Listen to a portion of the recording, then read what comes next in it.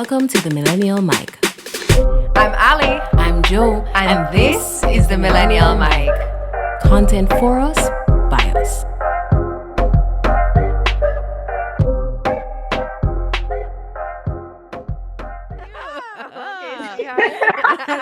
Let's start from the top. Welcome back, millennials. We are so excited for today's episode with Ruby Khan. Woo woo! Welcome to the Millennial Mic, Ruby. Thank you for having me, Joe and Ali. Thanks for being here. So, everybody, Ruby Khan is an entrepreneurship and sustainability enthusiast. She is passionate about how purposeful capital can address socioeconomic inequality and environmental issues. She and Mindy Chen founded one of the first impact investing funds housed within an undergraduate institution in the U.S. She is currently studying public policy and quantitative analysis at Columbia University's School of International and Public Affairs and recently completed an associateship at the Global Impact Investing Network. When she's not obsessively reading the news, she's scrolling through an unhealthy amount of memes. Welcome again, Ruby. Thank you so much for that very accurate and warm welcome. We're so happy to have you. Yes, so Ruby, what we're going to do now is we're going to jump right in with the hard questions. Are you ready? Whoa, I think I am. Okay. So, question number one. Drum roll, please. Drum roll. Are you a coffee or tea person? There is yes, only there is one a wrong right answer.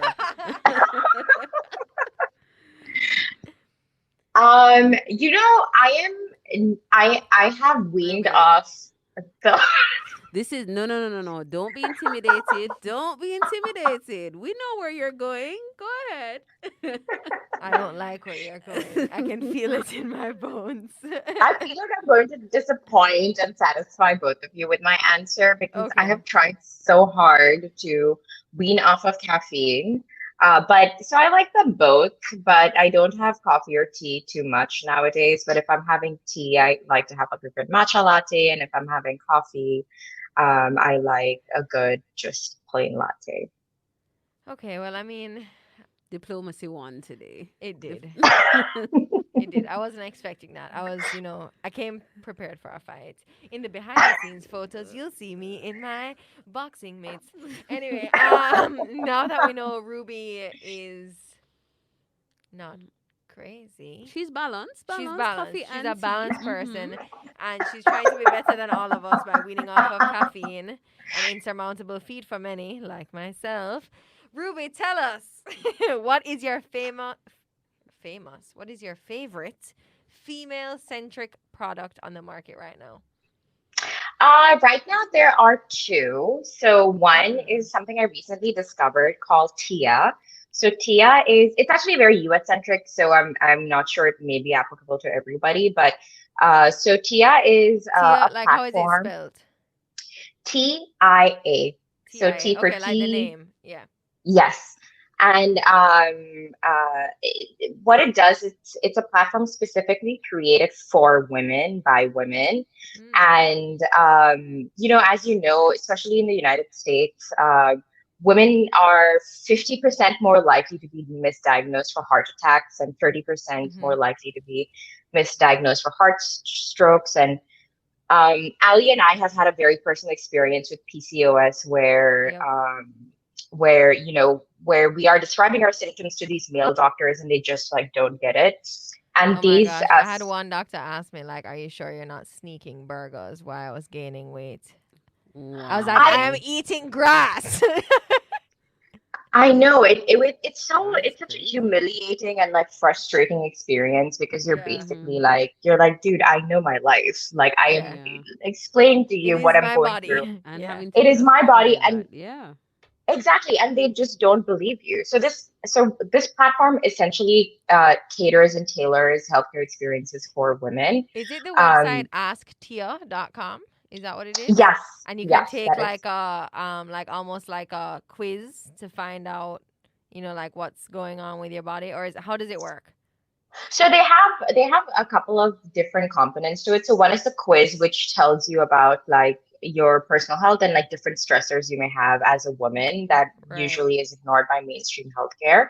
But then the other component is like they also have a very comprehensive like healthcare service that your insurance can cover for you. Oh, amazing. There you go. And so yeah, so that's, and I think that's especially needed in a time where a lot of us cannot visit doctors, and and also, you know, even before the pandemic, you know, women of color and Black women especially suffer a lot from being misdiagnosed or not believed, and Right. I believe, you know, such healthcare services are essential for women.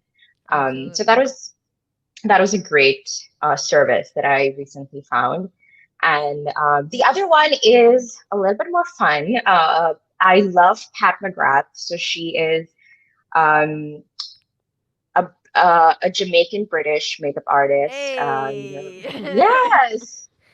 And you know, she for the past 3 decades have has done, you know, most incredible and pioneering work with, you know, the Christian Dior's and Armani's of the world. Right. And I feel like, you know, even today, she does not get credit for like the art that she Mm. has pioneered in, especially for makeup. And she has her own makeup line called Pat McGrath Labs. And their makeup products are truly incredible, like the pigment and the way it looks on your skin, and you know, the applicability, and also like the design of the products is so thoughtfully made. Mm-hmm. And yeah, she's just incredible. I love her story. She credits her mother from Jamaica for kind of inspiring her to get into makeup, and her mother used to create like specific pigments for her skin tone when she was Right. young.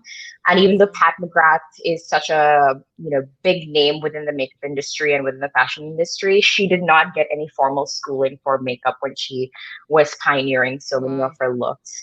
That's So I really amazing. love her, and I love her products, and her products are really good. And I hope, you know, you check them out, and I hope you give them the same energy you give to Kylie Cosmetics too. Yes. I'm so glad we asked you this question. Yeah, because actually earlier, Ali was sharing that, you know, just in terms of like wearing makeup or that kind of thing, like how it feels sometimes to not really be something that you want to do, but maybe you feel like you need to, or maybe you just do it for a pick me up, you know. So what are your thoughts in terms of, you know, wearing makeup or not wearing makeup, or the need to, or if it's just something that, you know, you really just have the option to? Yeah. I mean, Allie knows me, so she probably knows how I showed up to class every single day at Northeastern or at Columbia. About the same But way that I did. yes, All always black ready, prepared, outfits. all black outfits. And Eyeliner, also, no wingtip.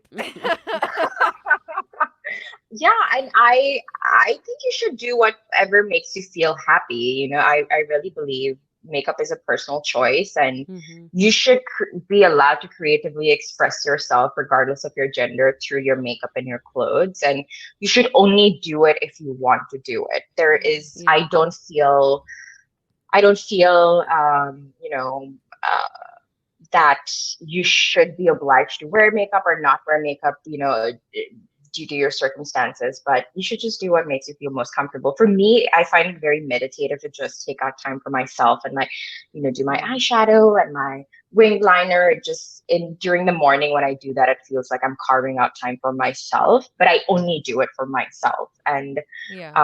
when it comes to makeup or even exercising, taking care of yourself, you need to always center yourself in your experience and not so much about like how you're being perceived. Yeah. I love Yeah. that because even last night, like I was really exhausted from the day and I hadn't worked out. I was like, okay, Ali, just get like 30 minutes of yoga in. You Yeah. got Some you this, you time. know? And I had to, I sat with myself and I was like, am I doing this 30 minutes of yoga because I really want to do 30 minutes of yoga? Or am I doing this 30 Mm, minutes of yoga because I feel like I need to work out X many days per week to Yeah. have Y body, to have, you know? And I was like, okay, yeah, I'm exhausted. I'm not going to do this 30 minutes of yoga, you know? Like, Yeah. yes. and that, Yeah. like, I think that that's just such an important thing to interrogate. Yeah. To check Is in just on Yes. why are constantly you check doing in with yourself. something? Like, Yeah. is this for me Right. or Or is is this this for them? yeah, Yeah. exactly. I'm reading this really powerful book right now called The Body Is Not an Apology. Mm-hmm. Um, I will Yes. I will post it on the Millennial Mike Instagram and Twitter pages so that Yeah. everyone has access to it. But it's really an awesome and very radically centered text on basically how we interact with our body mirrors how we interact with other people. Mm. So like our relationship with our body affects our relationship with other bodies. Yeah, I definitely Um, see that. yeah, and Yeah. so we'll basically inflict our beliefs about our body On onto other others. bodies. Yeah.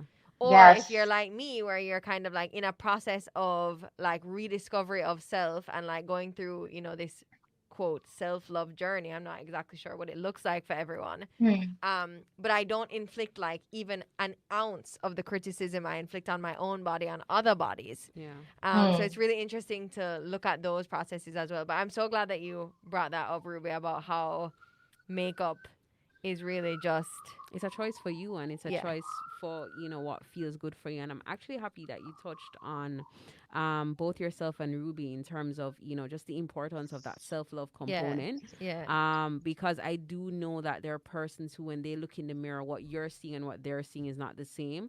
But it's not a matter Hmm. of invalidating what they're seeing. It's a matter of how can I support that person to love themselves in a way that feels authentic to them, while at the same Right. time acknowledging that they have some legitimate concerns about, how do they look and how are they showing up. So it's very fascinating to see that someone can look on a person and be like, wow, you're beautiful, you're fabulous, you're amazing. And the person themselves can't internalize that because what they're seeing in the mirror, looking back at them, is not what you're seeing, yeah. you know?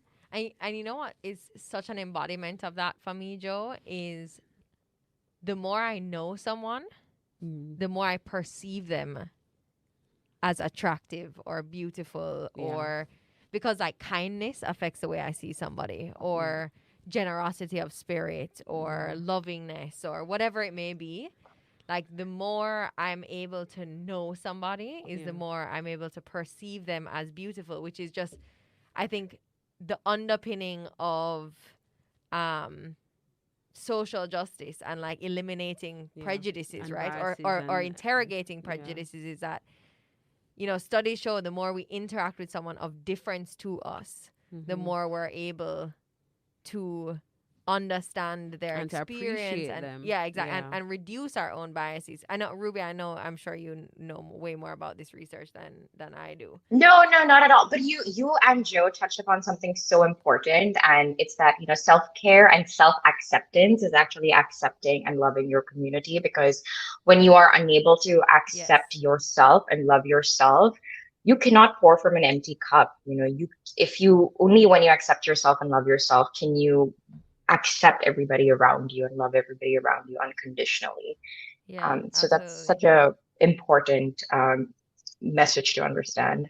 And I'm glad that you touched on community because that was one of the first questions that we had thought about that we really wanted to ask you. Um, we've done enough warm up questions, I think, Joe.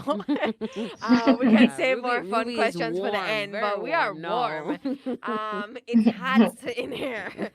So, Ruby, I wanted, if you felt comfortable, for you to share a little bit more with our audience about who you are, where you come from, the different communities that you inhabit in the US, in India, um, what that's like for you, and how that has led you to a place of being an advocate, studying economics, why that's important.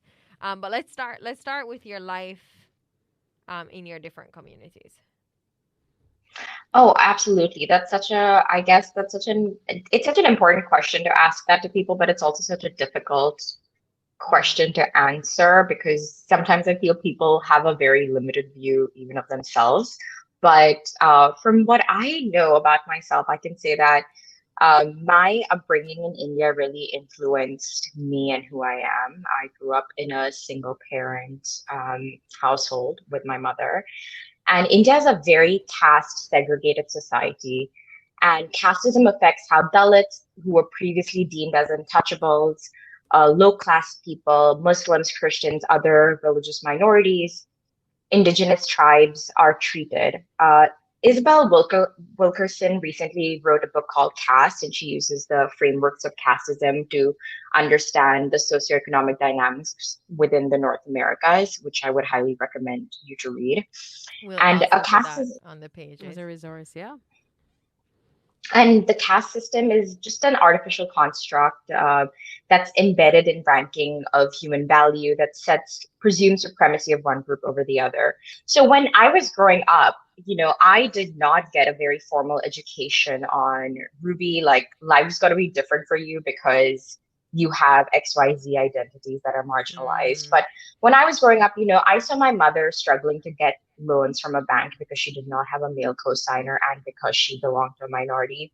I mm, saw us being turned down from housing when my mother's credit score was perfect, but the people in the housing society were uncomfortable with our identity of belonging to minorities. I remember when I was in kindergarten, I had to give a test to enroll in this private school, and the school would refuse to enroll me unless I changed my name to make it sound more like my quote unquote background. And my grandmother actually protested in the school's principal's office. She like sat indefinitely yes. until they like answered as to why I wasn't being admitted, even though I had great scores and I outperformed every metric that they had. And even interacting with cops was very interesting for me while growing up. I had a very strict set of rules about how I was to interact with cops. And Mm. when I In came to America, India or in the US? Okay, in India. Yeah. in India too. So in India, my mother, when I was growing up, she's like, whenever you're pulled up, like, always say sir, always treat them nicely, like, kind of, even though you feel like you're being asked unjust questions, like, be patient, make sure that your hands are visible at all times. And do not get into trouble, do not be anywhere that gets you into trouble, which because you will always be disproportionately targeted or picked up for issues that may have nothing to do with you.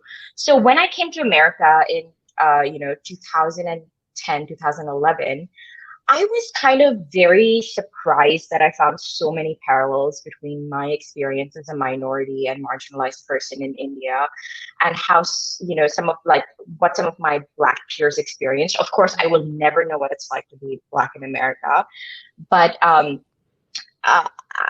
lot of the things that they said about, how they had interacted with cops, how they faced systematic oppression made a lot of sense to me.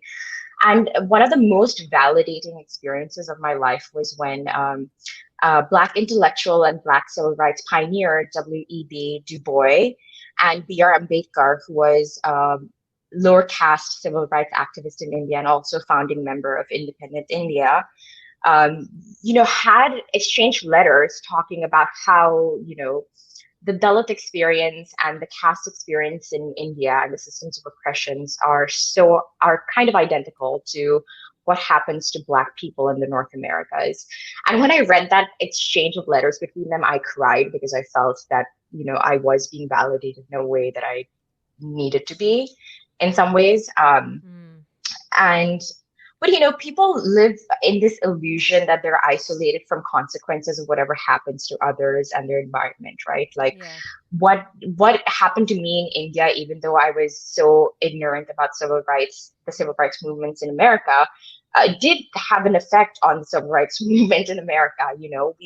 Of We do course. not live in isolated experiences. Like what's Mm. happening with uh, the police brutality issue in America is tied to the End SARS movement that's happening in Nigeria right now. Yeah. Right. So, we are all connected through a basic ethical thread of deserving dignity and respect.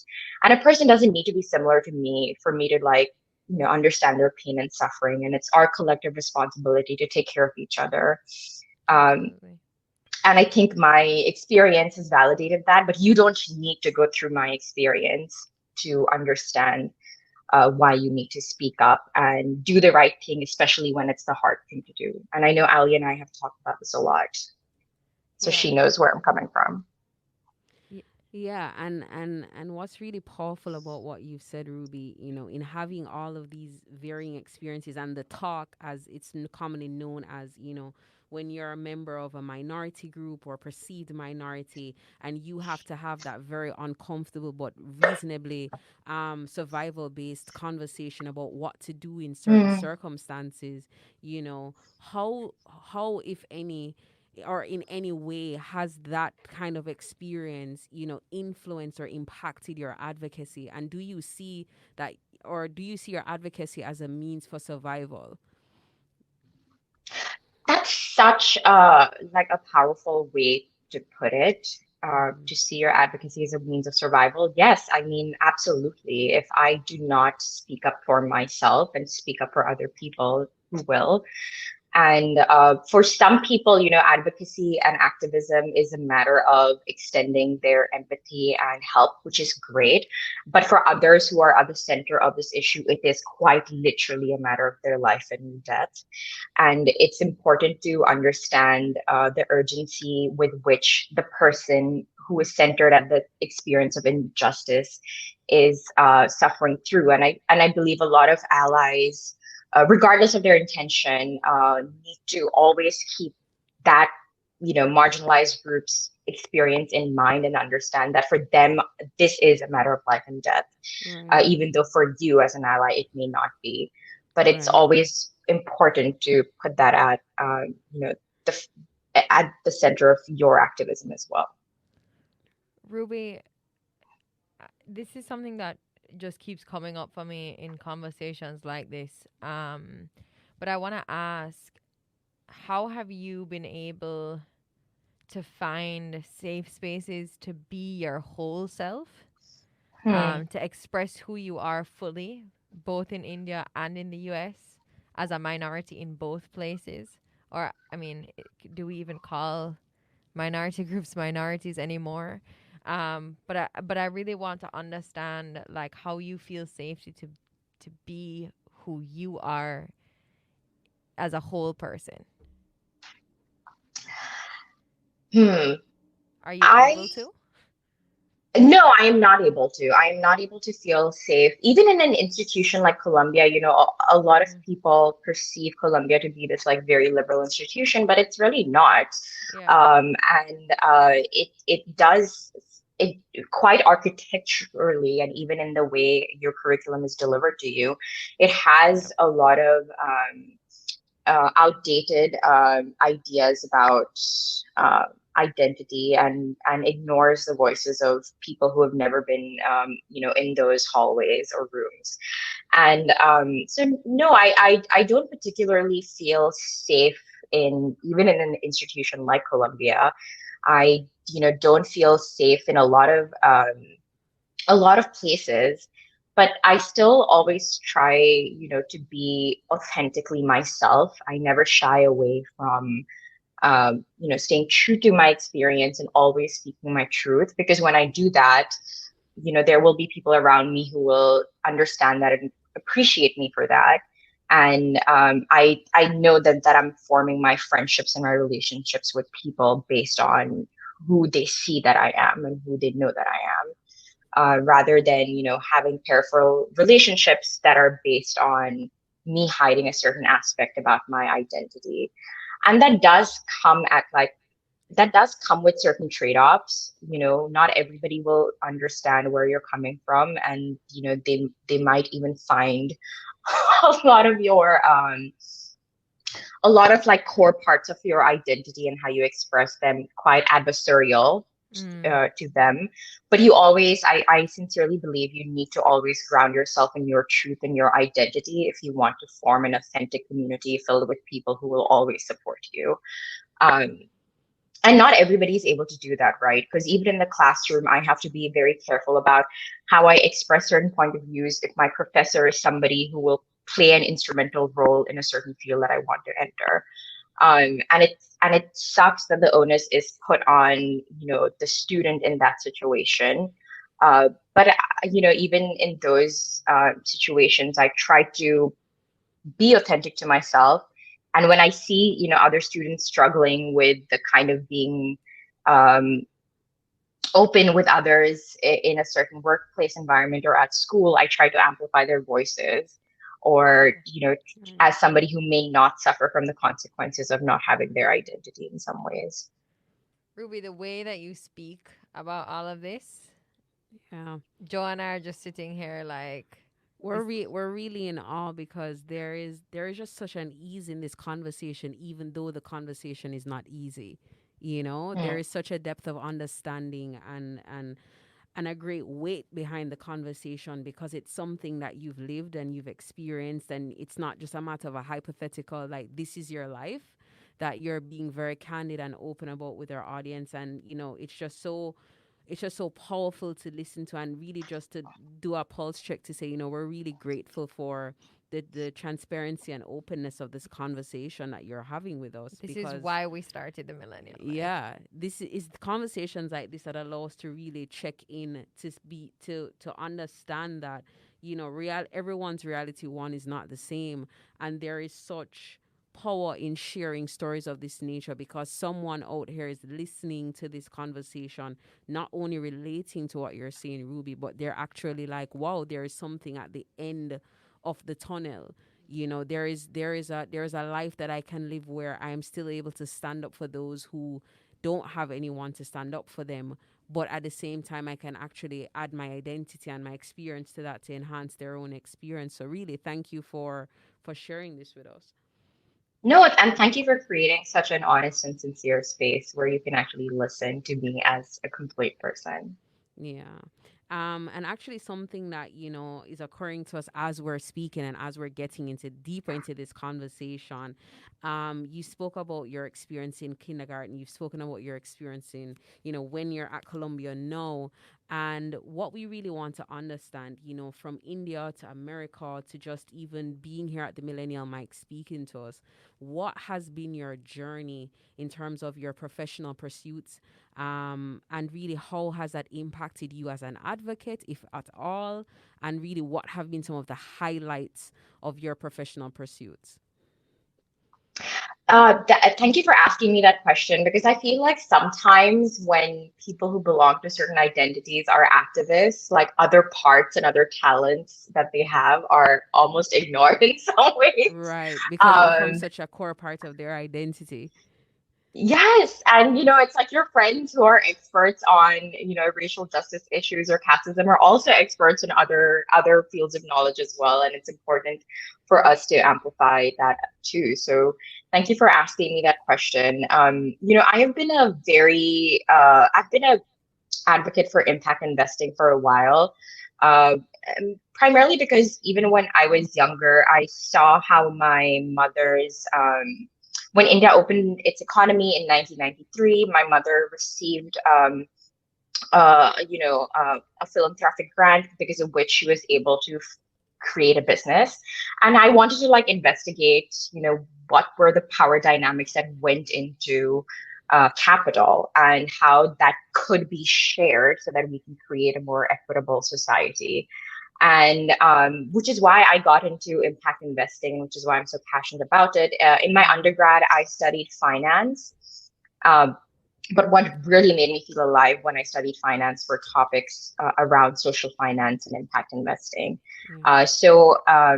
Even within the space of finance and economics, I always have the lens of social equity and environmental justice when I do explore topics. And for those in our audience who have no idea what impact investing is, would you mind sharing with us what it is? Absolutely, yes. So impact investing or impact investments are investments made with a primary intention to generate positive, measurable social and environmental impact, sometimes along with a financial return. So impact investments can be made both in emerging and developed markets, and a target range of returns from below market to market rate of returns are expected depending on what the investor's strategic goals are. So that's how I would describe impact investing in a nutshell. Okay, great. And for anyone who wants a little bit more on what impact investing is, definitely check out our mid-season mingle with Jed Emerson. He'll be talking a lot about that.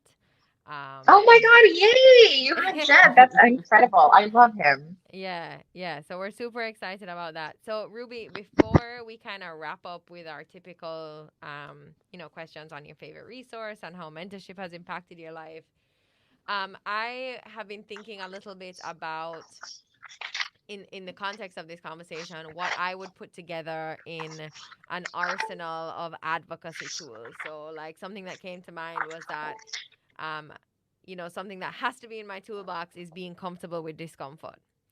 Another thing is constantly interrogating my privilege. Another thing is speaking even when my voice shakes. Another thing is knowing that my voice is singular, that I do not speak for anyone else. Mm. If I'm thinking a little bit more practically in terms of like actually engaging in advocacy and protest, comfortable shoes, a lawyer's number, hand warmers if you're protesting in the winter. I remember my first BLM protest in the US. I ended up having to sit on the floor of a Bank of America ATM. Like they have these little like small ATM Mm-hmm. shops because I had to sit on the heater because I was outside in like Mm. really bad shoes, not a good coat. So those are like some practical things that I would include in my arsenal of advocacy tools. But I want to ask, what is in Ruby's arsenal of advocacy tools, and what would you recommend everybody include? I believe, we're living in such a volatile time that there is this very positive instinct to react to everything, which is great. But at the same time, I feel the most like important thing you can do to yourself and for your community is actually reflect, like sit down and with intention, reflect and Yes. write down, what do you care about, you Yes. know, and then write down what are, some of the socio-political or environmental challenges within your community and Mm. write down, what skills and what social capital or literal financial capital you have. Write these things down, see how these Venn diagrams like kind of intersect. And there you will kind of find where you can create like long-term sustainable impact within your immediate community. Now, doing that does not mean you should not interact or respond to other issues, but you should definitely ground yourself in the experience of your community to understand what you can do with your, socio-political or literal capital, and to address what are your community's needs. Yeah. And when you do that assessment and that pulse check, it actually allows you to know you're almost creating barriers for yourself in terms of knowing that, hey, this is what I stand for, this is what I don't stand for, this is what I'm in support of, this is what I'm not in support of. So that way you aren't easily swayed Yes. one way or the other. You're, as you said, you're grounded in the principles and the things that really matter to you. So that self-assessment is so important to know what side to be on, or what is the right side to be on ultimately, or what feels authentic to you in your advocacy. So thank you so much for sharing that aspect with us. And so, as we're getting into, the final set of questions, what we really want to know, Ruby, what's your favorite resource? It could be a book, it could be a movie, it could be a film, it could be a website. What is Ruby's favorite resource? And it doesn't have to be like static. Like it could be just be your favorite resource right now. Right. Yeah. I love, there's this website called Brain Pickings by Maria Popova. And what she does is that she uses literature and even sometimes, scientific literature from the past to contextualize the present, and very beautifully writes about not only social justice issues, but also, things like platonic relationships and love and Mm-hmm. empathy. And um, I love visiting that website just so that I can connect to like not only my humanity but everybody else's, Mm-hmm. and kind of get historic perspective on, how maybe perhaps what I'm experiencing right now has been experienced before in a lot of ways. Mm-hmm. So I love that website. You should definitely check it out if you haven't already. As usual, we will include that in our manual. And Ruby, I know you and I have shared mentors, but for the purposes of this conversation, I really, um, well, we really want to know. I think everybody wants to know how mentorship has impacted your life. Um, would you recommend mentorship to other young people, to millennials? Do you mentor anyone? I feel mentorship is key. I feel, you can't be what you can't see in a lot of ways. And that is Woo! especially true for people who belong to identities that never get representation in the media or even in politics and society at large. And so, yes, I believe a lot of the successes in my life can be attributed to mentors who have, who decided that, yes, I can perhaps use my social capital to help this person out. Yeah. And for instance, one of like my first jobs in Boston was at an asset management firm where the woman who hired me served as a mentor to me and helped me navigate an industry that was absolutely alien to me. Moreover, one of my mentors has also been Dr. Sarah Menard, and she introduced me to the field of impact investing, and more importantly, was always willing and ready to share her intellect, but also her network to help us found the impact investing fund Yes. at in Boston. So, like a lot of young people, I believe that every dollar that we spend or invest in is a choice in the kind of world we want to create.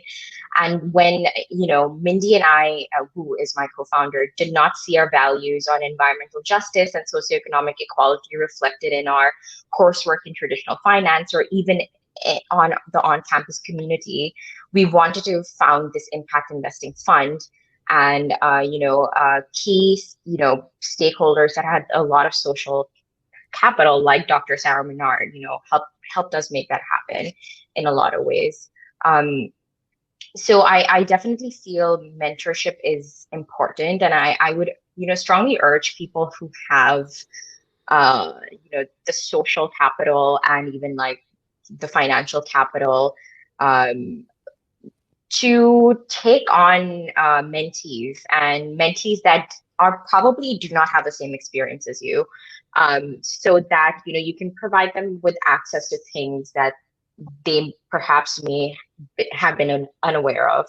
And Dr. Sarah Menard, who also helped us co-found the fund in Boston, was also instrumental in me envisioning myself getting higher education. And I am a first generation college student, and I would have never imagined myself to be a part of an institution like Columbia ever. And having people around me who were like, yeah, well, you absolutely can do this, and these are the people you can get in touch with to understand how you can do this, is very important for someone who does not have the framework or history of understanding how to navigate certain you know socioeconomic scenarios. Yeah. So Ruby, really, it's just been such a pleasure speaking with you, sharing with you, and really learning from you. And Yes. so we want to make sure that our audience can find you. So how can our audience reach you? In terms of your socials, a website, anything along that line. Ruby likes LinkedIn. I know that. I That promise you, is you're one of true. the few people thus far who do. But I'm happy to have company in that regard. Yes, no, you're absolutely right. You can find me on LinkedIn, Ruby Khan, and you can also find me on Twitter on Hey, It Is Ruby. But I'm currently not using Twitter until November just because of like just the weird news cycle on Twitter right now. But Yeah. Yeah. I'm, but I will still, of course, like accept any follow requests and any other requests to connect on any issues that interest you. But definitely reach out to me on LinkedIn and Twitter. Okay, that's Rubicon. Rubykhan. AN. What an inspiring conversation, Ruby. Thank you so much. As you know, everyone, we do mentorship giveaways. So follow us on Instagram and Twitter to learn how to enter, or email us at bookings@themillennialmic.com. Millennial Mike has 2 L's and 2 N's for your chance to win a mentorship session with Ruby Khan herself. She can share her arsenal of advocacy tools, her experiences at Northeastern and Columbia University, impact investing and economics knowledge, and as you learned today, much, much more. So go on Spotify, Buzzsprout, YouTube, or any other podcast platform and like the Millennial Mic. Rate us, comment, subscribe to our channels. Tell us who you want to hear from, what you want to learn about, and if the Millennial... Jo Marie, why do I always do this? The Millennial Mic. And whether or not the Millennial Mic content is clicking for you. Ruby, we're going to ask you to do this part with us. So we'll say, I'm Ali. I'm Jo. And you can say... I'm Ruby. And then we all say this part together. This has been the Millennial Mic. So you're at the What's that thing in Finding Nemo? An anemone. Is that how it is it Finding Oh Nemo? my God, Ali, I feel like you're gonna trip me up on my words too Okay, now. I'm sorry. Ready, let's go. In 3, 2, 1. I'm Ali. I'm Jo. I'm Ruby. And this has been the Millennial Mic. The Millennial Mic. Okay, one more time. All right, in 5, 4. Jo Marie doesn't like when I count down from 5. In 3, it's so far. In 3, 2, 1. I'm Ali. I'm Jo. I'm Ruby. And this has And been this the has been Millennial the Mic. Millennial Mic. Woo! Woo! Ruby, can you come on every episode? Yeah. Do you want to come and live in Jamaica and be a co-host? Yeah. Okay, perfect. All of our questions. No.